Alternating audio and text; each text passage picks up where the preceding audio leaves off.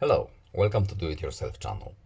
Today I will show you how to turn off the shortcut to take a screenshot by swiping a palm of your hand over the screen. For example, right now it's turned on, so if we swipe our hand again, and the screenshot has been taken.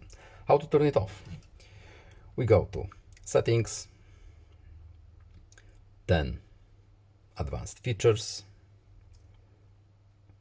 then we have Motion and Gestures, and at the bottom we have palm swipe to capture. As I demonstrated poorly, swipe the edge of your hand across the screen to take a screenshot.